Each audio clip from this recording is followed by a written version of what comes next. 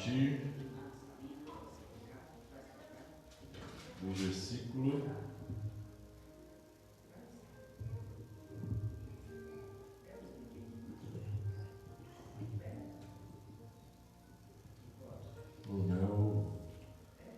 19 não, é o 20. João, capítulo 20.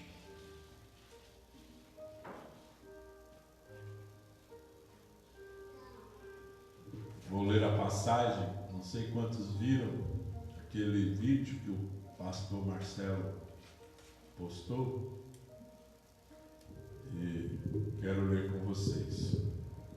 João capítulo 20, versículo 19. Então o 19 é o versículo, né? Então, ó. Chegada a tarde daquele dia, o primeiro dia da semana, estando fechada as portas do lugar onde estavam os discípulos, com medo dos judeus, chegou Jesus, pôs-se no meio deles e disse: paz seja convosco. Shalom, a palavra paz é shalom. Por isso que eu falo para os irmãos, shalom. Vendo como é que Jesus cumprimentava quando ele chegava no lugar? Paz seja convosco. Shalom. Tendo dito isto, mostrou-lhes as mãos e o lado. Os discípulos se alegraram ao verem o Senhor. Disse-lhes Jesus de novo: paz, shalom seja convosco. Assim como o Pai me enviou, eu vos envio.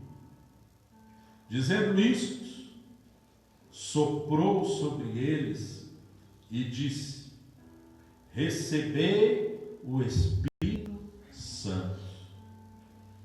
Aqueles aos quais perdoardes os pecados, são-lhes perdoados. Aqueles aos quais não perdoardes, ser-lhe-ão retidos. Amém, irmãos?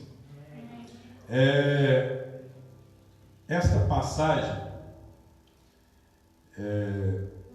nos aproxima desse dia, né? Do que temos vivido nesses dias. Quando você vê aqui portas fechadas, né? Diz aí que os discípulos estavam com as portas fechadas. E diz também que eles estavam com medo. E hoje, assim, nós estamos com pessoas trancadas em suas casas, tomadas pelo medo.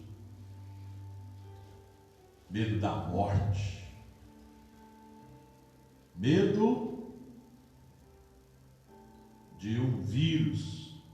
Medo de pegar a doença que pode levar elas ao óbito. E não sei quantos perceberam, né? Nesses últimos dias aqui em Goiás, né?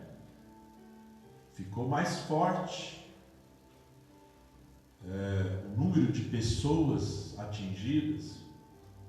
Provavelmente alguém conhecido seu ou de alguém próximo, né, você tem ouvido: nossa, fulano deu positivo,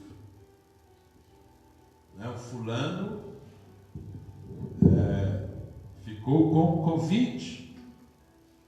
Então, essa semana, conhecidos, nós ficamos sabendo que deu positivo. Então, nesses dias, precisamos ser prudentes.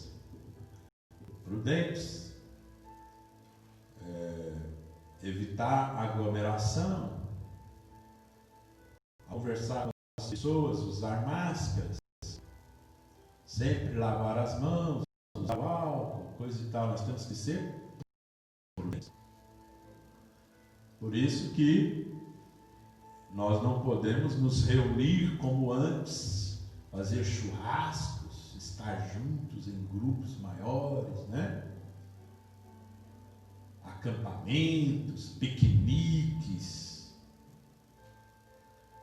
Então, as portas fechadas, sem aglomeração. Agora, o pior de tudo é o medo. O medo. Então, está escrito aqui: os discípulos estavam com medo. No caso deles, dos judeus, porque há 3 dias atrás tinham crucificado Jesus. E eles eram, na sua maioria, galileus. A própria fala deles entregava que eles eram galileus. Então eles estavam apavorados, temerosos. E ali estavam eles, na casa em que estavam reunidos, quietinhos, com medo. E assim hoje, nós temos pessoas presas, cativas. E mais do que em 4 paredes, pessoas presas, cativas, emocionalmente, espiritualmente, mentalmente. Pessoas presas no álcool, pessoas presas nas drogas, pessoas presas debaixo da depressão, pessoas presas, cativas, sem esperança. Então, essa é a pior prisão, é a prisão de sonhos. Pastor Marcelo, comentando essa passagem, né, ele comentou, os discípulos, até um certo ponto, eles tinham aqui tido os sonhos deles interrompidos, ou até já pensando que o sonho deles tinha acabado, porque Jesus deu a eles esperança, Jesus deu a eles sonhos. E os discípulos, então, ao verem Jesus crucificado, ao verem Jesus morto, eles pensaram: acabou, nós nunca tínhamos pensado isso. Que isso? Jesus morrer como morreu. Então, os discípulos estavam ali naquela casa, portas fechadas, e significando que os sonhos deles tinham acabado. Aquilo que eles investiram parece que tinha ido por terra, né? Ido por água abaixo. Jesus morreu. Nós deixamos tudo e seguimos Ele. Foram 3 anos seguindo Ele. Parece que acabou. E agora? Então, assim, hoje nós estamos com muitas pessoas sem esperança, muitas pessoas desanimadas, muitas pessoas tristes, muitas pessoas com depressão, muitas pessoas debaixo de vícios, que vão até além desse momento apenas. Ontem, Daniel, meu filho, estava me contando de um conhecido dele, conversando com ele, do pai que suicidou-se essa semana. E por motivos principalmente que tem a ver com motivos financeiros. Um estresse financeiro que vem já de 2, 3 anos para cá. Não é só desse momento que está sendo proporcionado pelo coronavírus, mas já de alguns anos. Um estresse que vem seguindo. E este pai tirou a sua própria vida esta semana. Suicidou. E não é por falta de emprego não, porque ele tinha um emprego público.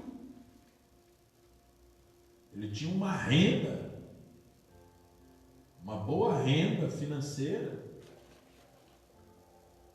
E ele iria se aposentar agora, nesses dias. Mas essa crise, igual eu disse, que ele vem passando já há anos, financeira, um estresse, problemas relacionamento na família, casamento, e ele tirou a própria vida.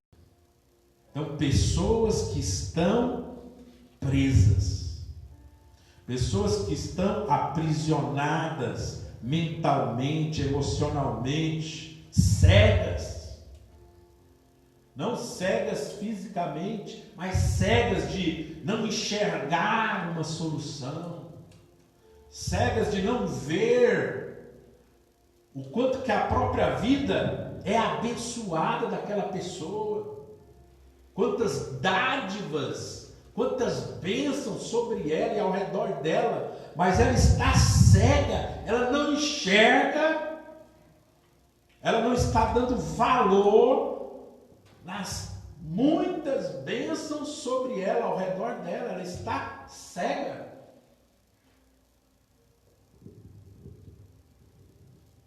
Pessoas então trancadas, pessoas com as portas cerradas, emocionalmente, mentalmente, espiritualmente, pessoas enganadas, longe de Deus, sem conhecer o verdadeiro Deus. Nós estamos assim. Pessoas pensando que estão seguindo a Deus, porém, muitas vezes até lutando contra Deus. Aqui diz que os discípulos estavam com medo dos judeus. Os judeus são aqueles que mais se achavam que estavam seguindo a Deus. Os judeus são aqueles que tinham o orgulho de dizer: nós somos filhos de Abraão, nós somos descendentes de Abraão. O Deus Todo-Poderoso, El Shaddai é o nosso Deus. Eles se gabavam da sua origem, da sua história, os judeus. E veja vocês, os judeus estavam lutando contra Deus, sem saber, sem perceber que o Messias já tinha estado entre eles. E eles não tiveram a sensibilidade de enxergar que o Messias passou.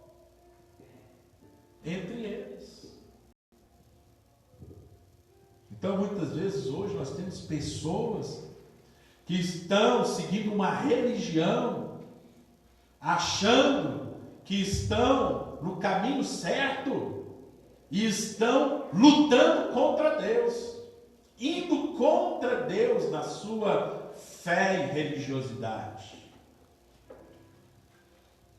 Como eu disse em outra ocasião, nem todos os caminhos levam a Deus.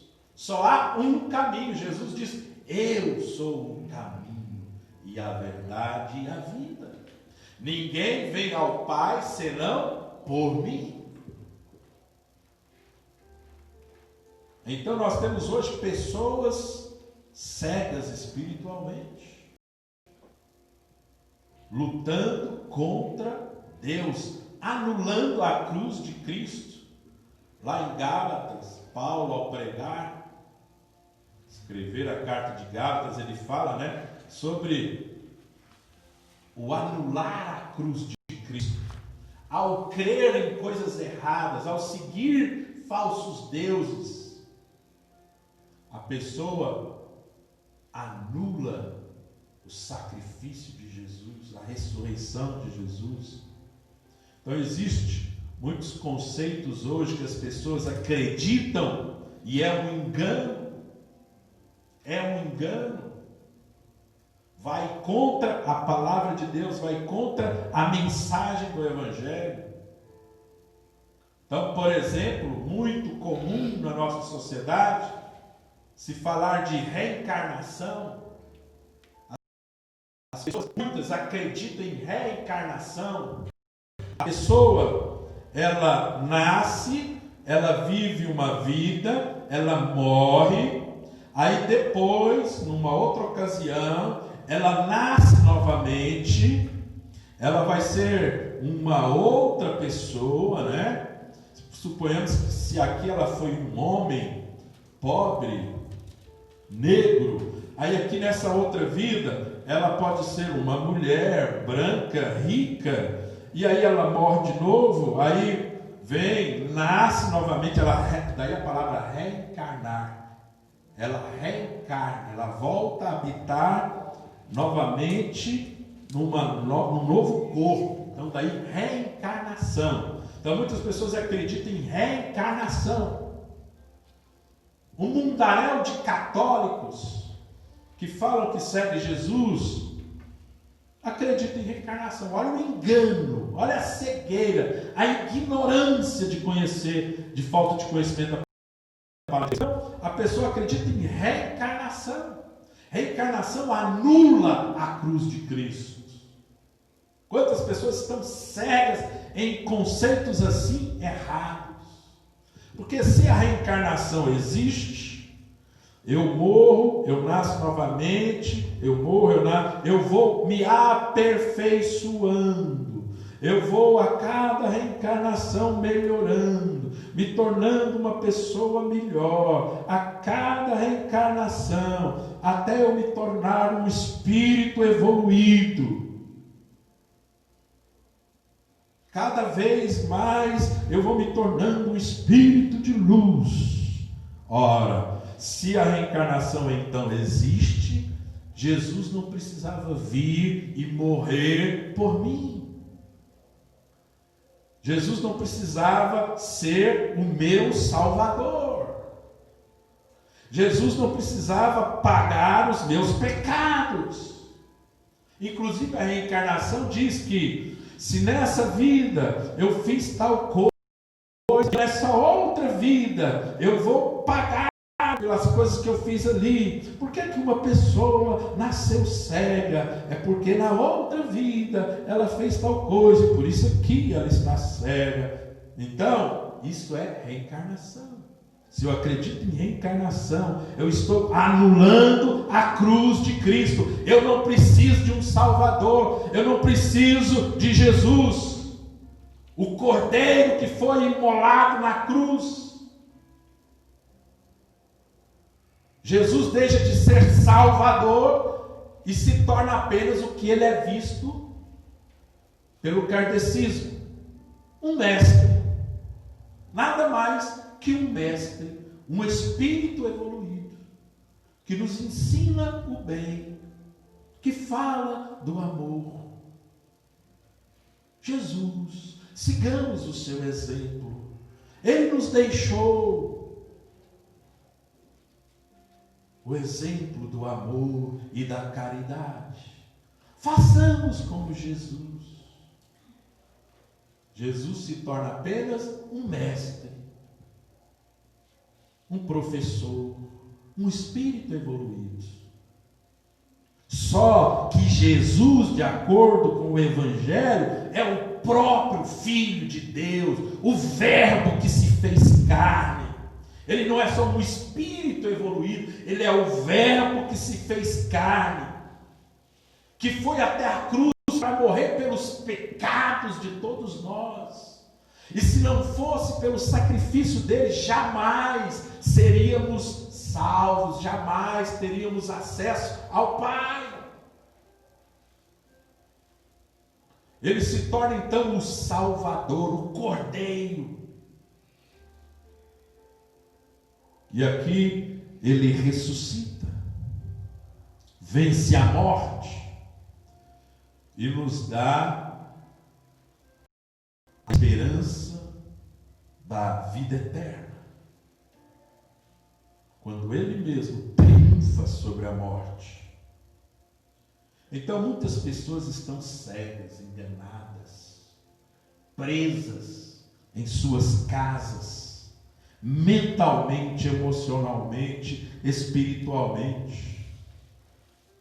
Quantas pessoas estão presas na idolatria, tem imagens, ora para imagens, ajoelha-se diante de imagens, faz procissões por imagens. E de acordo com a Bíblia, de acordo com a palavra de Deus, idolatria é pecado, ter imagens é pecado, orar a imagens é pecado. Isso é um engano, é uma prisão. Muitas pessoas estão presas nessas prisões, nesse engano, nessa mentira. Eu falei em outra ocasião, né? Como que a nossa sociedade, veja você, século 21, aonde a ciência se multiplicou de forma extraordinária. Essa semana eu fui fazer exame de coração, né? Então, periodicamente, sempre é bom você fazer aqueles exames, né? Para ver um check-up. Então, eu fui fazer exame de coração. E, normalmente, os homens são ruins de fazer exames, né? Os homens só querem trabalhar e feliz o homem que tem uma esposa, porque é a esposa que põe os homens na linha. Verdade. Que põe os homens para ir no médico, né? É a esposa. Por isso que Deus falou, não é bom que o homem esteja só. Tem que colocar uma mulher na vida do homem. E Deus fez a mulher. E quando eu ando com a Andréia, eu sempre falo para ela, então tem algumas casas que a gente passa e está cheio de mato, a casa está jogada, e eu falo para ela, ó, essa casa aí só mora um homem, sozinho, sem mulher. E eu falo com propriedade, realmente é, só mora um homem lá, não tem mulher na casa. Então o homem precisa de uma mulher para dar esse equilíbrio, né? Então eu fui fazer exame essa semana do coração e tal, e eu estou com cirurgia, né? Então eu ali numa esteira e os trenzinhos aqui no meu, né, corpo aqui, e esses trenzinhos ligados nessa esteira, vai lá para o visor e a médica acompanha eu fazendo a esteira e aumentando a velocidade, e ela acompanha tudinho ali, faz uma leitura do meu coração. Olha a tecnologia, olha onde nós chegamos. Isso aqui, ó, que coisa fantástica, e já está ultrapassado, né? Porque hoje é o microfonezinho aqui que nem aparece e sem fio. Mas esse aqui, ó, na época de Jesus, então, ia ser um sucesso espetacular. Jesus pregava para uma multidão só no gogó. Isso aqui é tecnologia. Produzir um fio desse. Isso aqui, ó, tudo que está dentro, tá, a tecnologia, né? Nós estamos aqui, o Rafael, engenharia elétrica. Então, a tecnologia por trás de tudo isso, o século 21, profecia de Daniel, capítulo 12, a ciência se multiplicará. Que coisa fantástica. Davi, que produziu instrumentos musicais. Davi, se soubesse como seria no futuro os instrumentos musicais, como é que eles seriam quando estivessem ligados a algumas caixas de sons, Davi ia amar guitarra, baixo, teclados. Davi ia achar o máximo um teclado, fazer vários tipos de sons. E em pleno século 21, com essa tecnologia toda, o ser humano continua a adorar imagens, a ter imagens como fonte da sua fé. Olha como é o ser humano. Olha como é o ser humano. Pessoas que estão trancadas, presas, espiritualmente, cegas, enganadas. Então, quando nós oramos por um novo Brasil, significa um Brasil cuja população vai enxergar que a idolatria é um engano. Um Brasil que vai enxergar que o envolvimento com o ocultismo é um engano.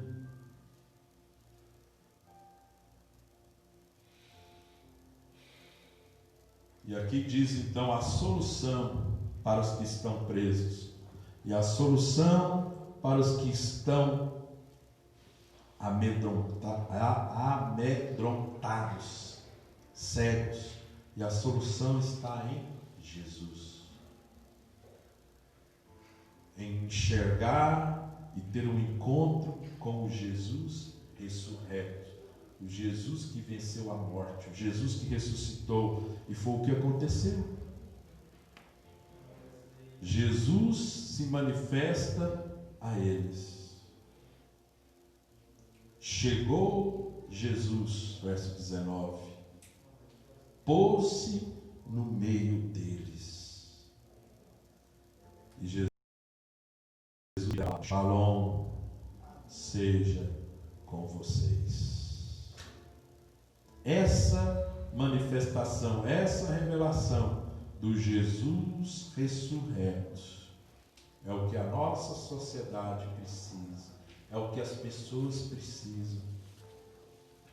Diz aqui, no verso 20, os discípulos se alegraram ao verem o Senhor. Então aqui já houve a mudança. Aqui houve a troca de sentimentos, de medo por alegria. Os discípulos se alegraram ao verem o Senhor. Então, quando Jesus entra numa vida, quando Jesus é conhecido por uma pessoa, quando uma pessoa realmente encontra com Jesus ressurreto, o medo vai embora. O medo dá lugar à alegria. O medo dá lugar à esperança. O medo traz, sai do cenário e entra então, agora novamente, os sonhos, a ressurreição dos sonhos. Quando Jesus se revela, quando Jesus se manifesta a uma pessoa, então agora vem o senso de missão, de propósito, de objetivo para se viver. Então os discípulos, sem saber o que fazer, desanimados, então agora, ao verem o Jesus ressurreto, o Jesus que venceu a morte, ao verem que realmente Jesus estava entre eles, então agora os sonhos voltam, a esperança, as coisas começam a ser colocadas no lugar, tudo passa a se encaixar, eles começam a ter uma visão mais ampla, igual eu falei aqui do Senhor que suicidou. Ele então tinha perdido a visão, ele tinha perdido a amplitude das coisas, ele ficou cego. Porém, quando a gente encontra com Jesus, as coisas se encaixam, a gente começa a ver soluções nos problemas, a gente começa a ver oportunidades nas tribulações, a gente começa a acreditar em milagres, em situações impossíveis. Então, é o que aconteceu com os discípulos. E quando então hoje uma pessoa se encontra com Jesus, nasce uma esperança, os sonhos voltam, acontece algo poderoso na vida daquela pessoa interiormente, que Jesus chama de novo nascimento, que faz dela uma nova pessoa. Ela passa a ter um contato com Deus, o espírito dela é vivificado, ela passa então a ouvir a voz de Deus interiormente, ela passa a sentir a realidade do Espírito de Deus na vida dela.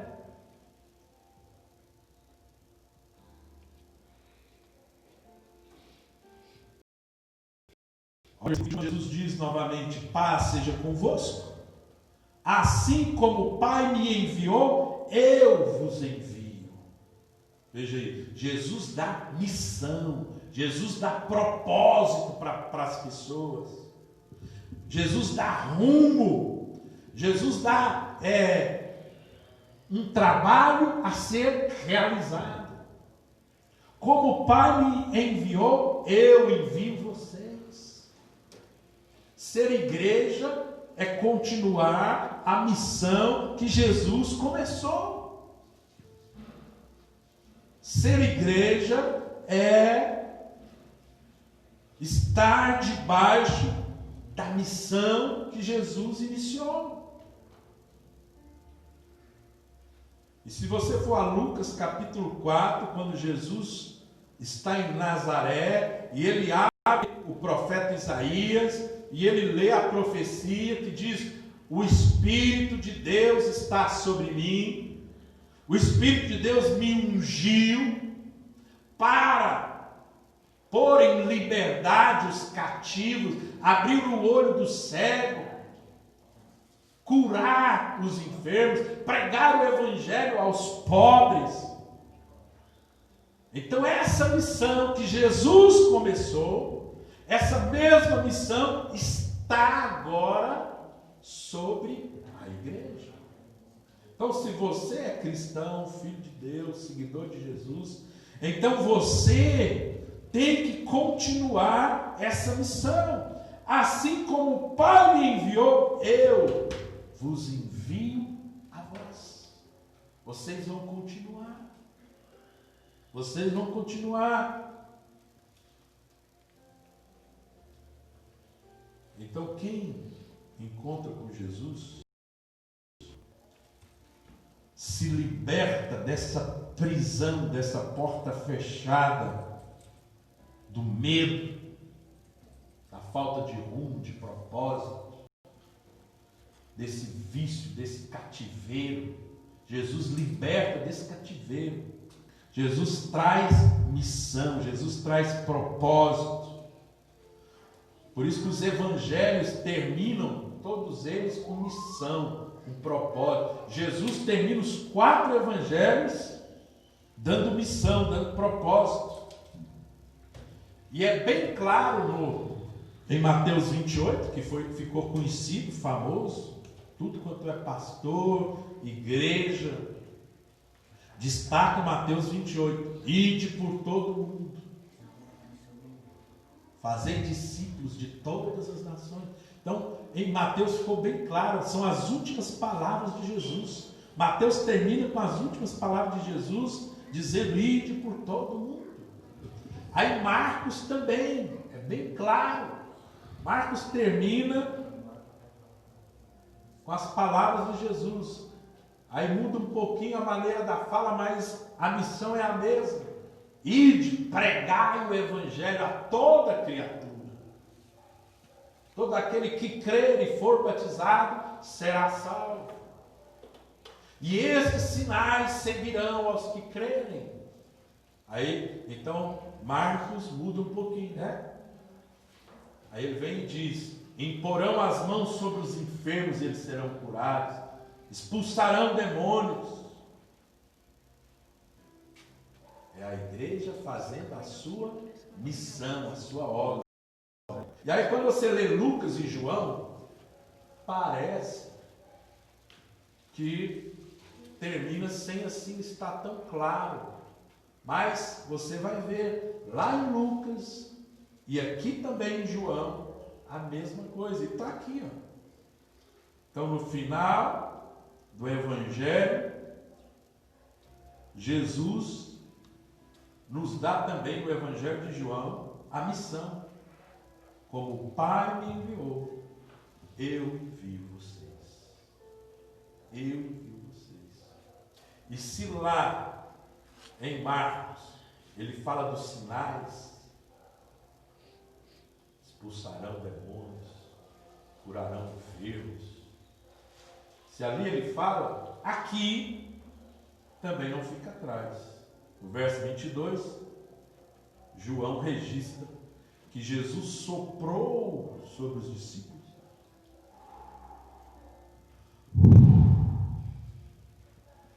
E disse, recebei o Espírito Santo.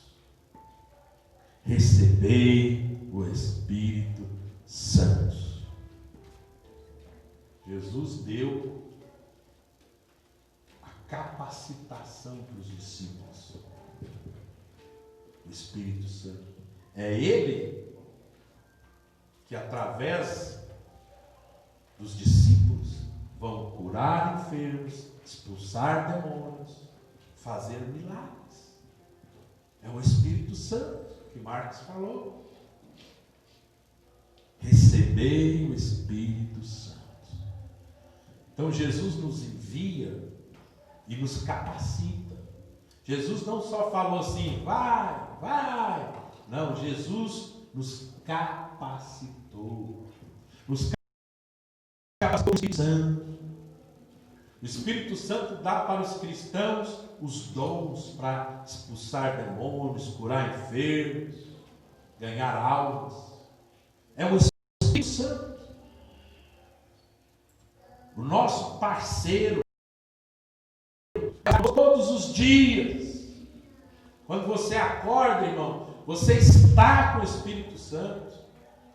Quando você vai ao trabalho, você está com o Espírito Santo. Ele está dentro de você. Se você é um filho de Deus, então você é guiado pelo Espírito. Romanos 8, 14.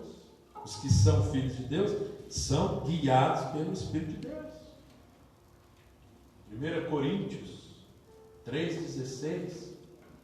Não sabeis que sois morada de Deus, que o Espírito de Deus habita em vós? Recebei o Espírito Santo. Soprou Jesus sobre os discípulos. Jesus capacitou os discípulos. Lá em Atos, capítulo 1, antes de subir aos céus, né? Lucas então registra a fala de Jesus quando ele disse: aguardai em Jerusalém, até que sejais revestidos do Espírito Santo. E recebereis, ele fala, poder. Recebereis poder. No grego é dínamos, poder,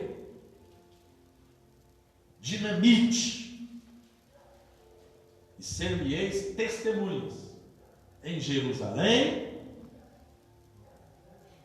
em toda a Judéia, Samaria e até aos confins da terra.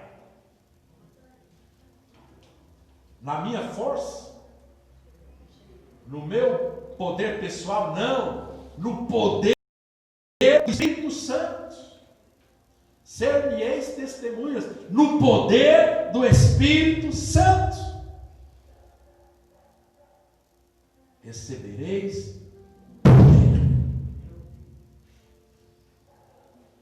o Espírito.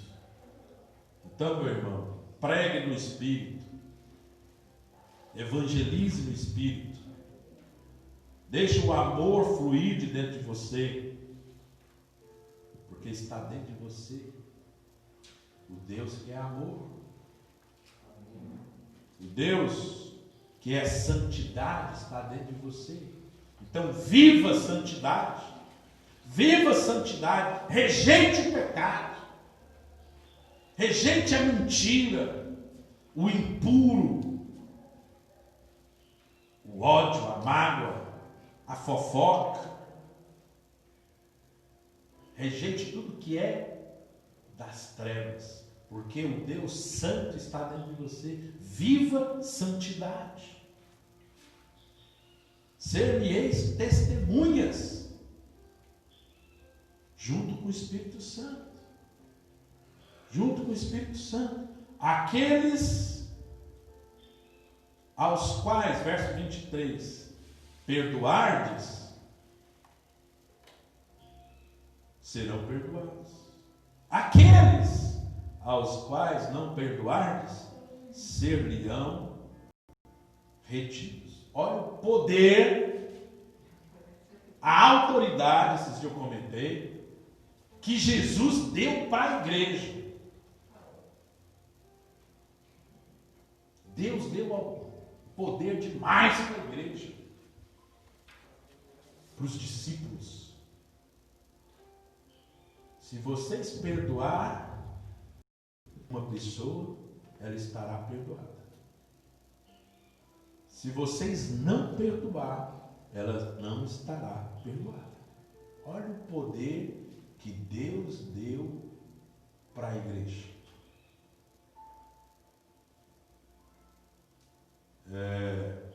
Lembra quando Jesus foi curar uma pessoa enferma e ele falou, antes de curar, ele falou: filho, os teus pecados estão perdoados.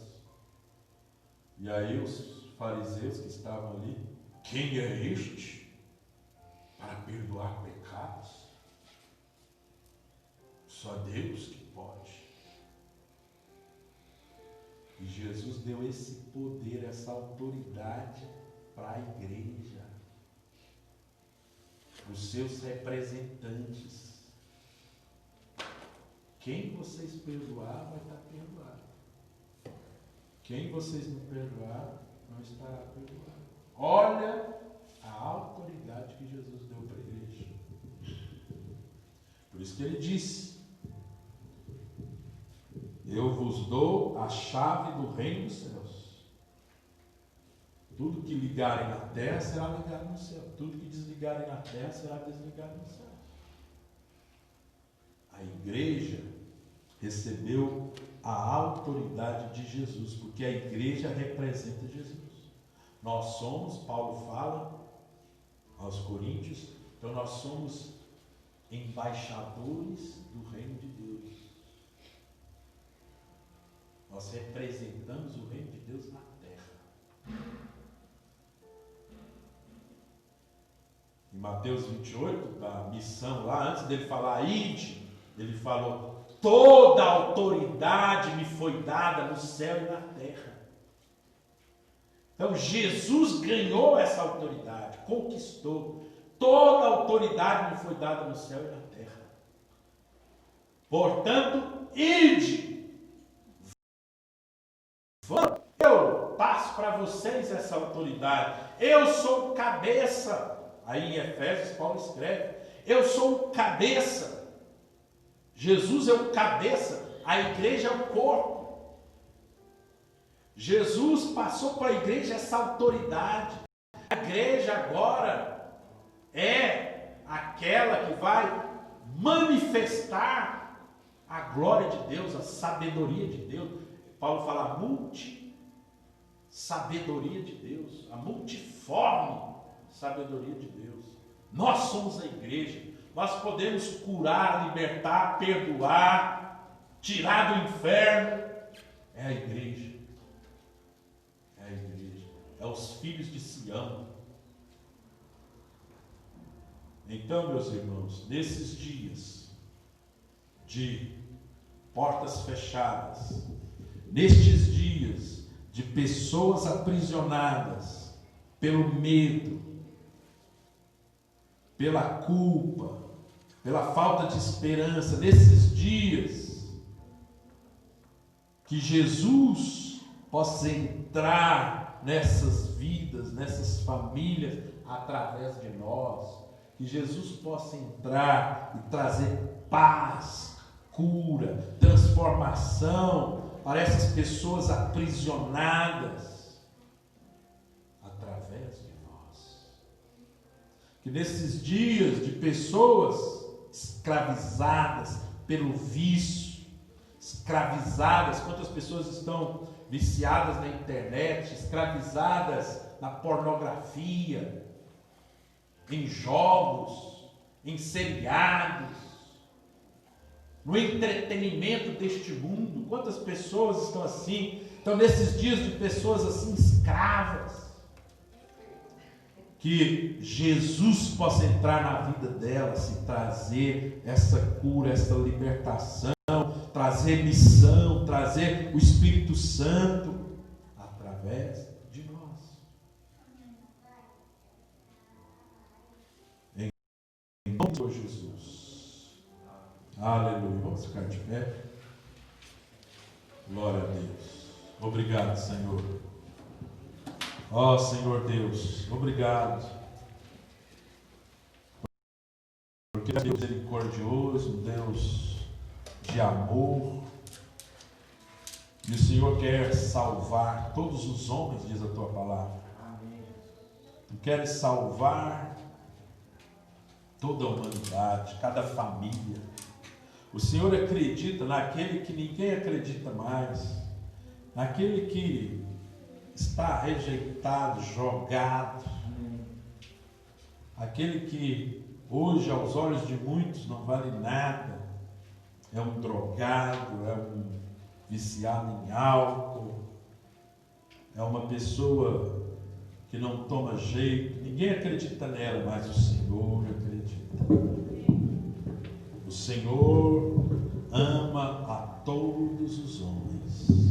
Tu morrestes por todos. O Senhor acredita na restauração do ser humano. Aqueles que estão na penitenciária, e ninguém mais acredita neles. Aqueles que estão desenganados no hospital e o Senhor acredita neles, na cura deles. Oh Pai amado, usa-nos para levar Jesus a estes que estão trancados em quatro paredes da vida emocional, quatro paredes da vida mental, espiritual. Usa-nos para levar Jesus, para levar a paz, o shalom de Deus. Que o shalom de Deus invada a nossa nação, que o shalom de Deus invada cada cidade da nação brasileira, que o shalom de Deus possa ser derramado sobre a nação brasileira, lá no Nordeste, no Norte, aqui no Centro-Oeste, no Sudeste, no Sul. Que o shalom de Deus, que o shalom de Adonai possa inundar a nossa nação. Esse é o nosso clamor, ó Pai. Que esse shalom expulse o medo desta nação, expulse, ó Pai, a tristeza, o ódio, a mágoa. Que esse shalom de Deus seja real neste dia sobre toda a nação brasileira, sobre as famílias. Ó Pai, que a shalom de Deus chegue sobre nossa nação, iluminando aqueles que estão cegos, iluminando aqueles que estão presos na idolatria, iluminando aqueles que estão presos, ó Pai, em seitas malignas que Satanás implantou na sociedade. Que a shalom de Deus encha a nossa nação, ó Pai. Nós clamamos e oramos em o nome de Jesus Cristo. Em o nome de Jesus Cristo, que haja shalom de Adonai em cada casa, em cada cidade, em toda a nação brasileira. Nós oramos em o nome de Jesus Cristo. Em o nome de Jesus Cristo.